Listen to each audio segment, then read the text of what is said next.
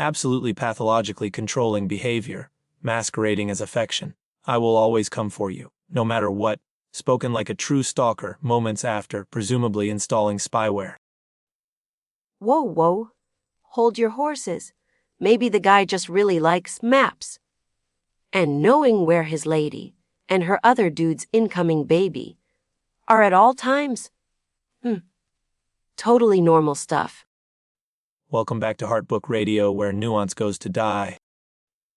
And today we're dissecting Rope the Moon by Ava Hunter, which, you have got to admit, sounds like a command you'd give a really disappointing lasso. It's a metaphor for unattainable desire, obviously, though in this case the desire seems to be for immediate coitus, despite severe physical and emotional trauma. See, you get it. Girl escapes psycho, broken arm, pregnant belly the size of a... What fruit was it this week, Davis? A cantaloupe. And bam. First thing on the agenda. Jump the grumpy Marine next door. My kind of priorities. Your priorities are questionable on a good day. Let's discuss the characters. Davis Montgomery, ex-Marine, PTSD, a stoic, and according to several enthusiastic reviewers prone to putting tracking devices on women he fancies. Okay, the tracker is weird, I admit.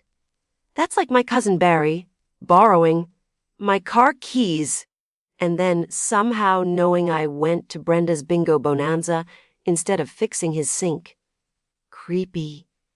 But the pregnancy app, downloading that, knowing the fruit size, that's kind of sweet, right? Like, he cares about the incoming situation. He cares about control. It's a classic manifestation of possessiveness, amplified by trauma. He's not nurturing, he's surveilling. He probably color codes her ovulation cycle. And this cowboy mafia nonsense the reviewers latched onto. Please, a group of emotionally stunted brothers starting bar fights isn't a mafia. It's a public nuisance charge waiting to happen. Hey, sometimes you have got to throw down. Maybe the other guy spilled Davis's beer. Or looked at Dakota funny. You weren't there. And this Dakota. Okay, I have got to ask. You just ran for your life? You're banged up? Pregnant with the bad guy's kid? Is horizontal tango really the first thing on your mind? One reviewer nailed it. Says didn't even try to heal. Like, maybe unpack the emotional baggage before you try to unpack. Well, you know.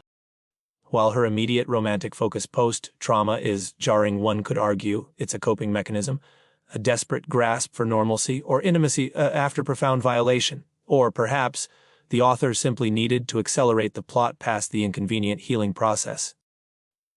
Or maybe she just saw those Marine biceps, and her brain short-circuited, happens to the best of us. Remember that lifeguard, the one you insisted was quoting Proust, but was actually just reading the warning label on his sunscreen. We are discussing Rope the Moon, not my alleged misinterpretations of poolside literature, which brings us to the question, is this book actually any good, beyond the questionable coping mechanisms and surveillance chick?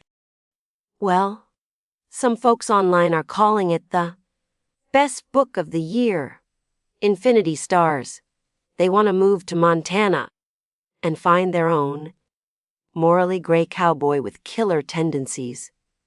Which, side note, sounds less like a boyfriend and more like a future Dateline episode. And others point out the absurdity. One reviewer mentioned a random wolf scene. What is that even about? Is it literal? Metaphorical? Did the author just watch Twilight again? A wolf scene. See? Awesome. Maybe the wolf gives her advice.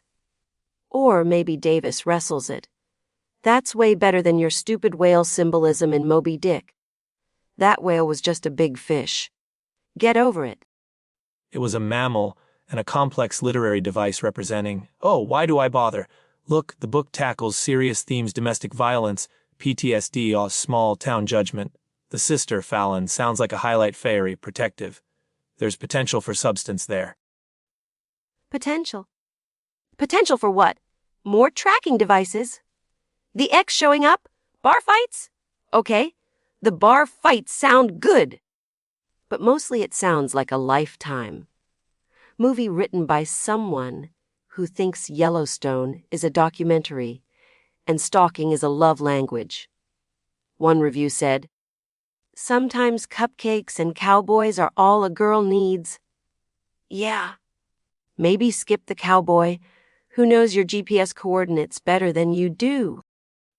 The juxtaposition of saccharine sentiment with brutal trauma and control issues is whiplash-inducing, to say the least. It's trying to be a gritty thriller and a sweet romance simultaneously, and I'm not sure it succeeds at either. So, rating time. What are we giving Rope the Moon on the patented Heart Book radio scale of, let's say, number of times you yell run, girl, run, while reading?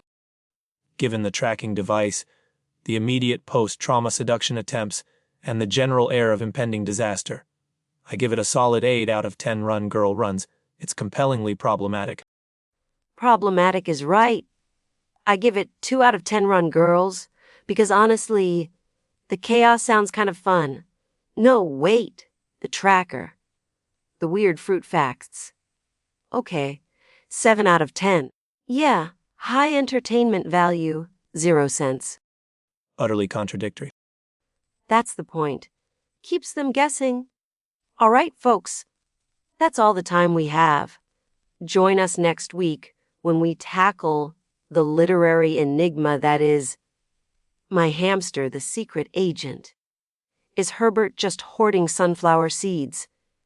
Or is he passing secrets to the gerbils next door? You've been listening to Heart Book Radio. Please consult a licensed therapist before dating anyone resembling these characters.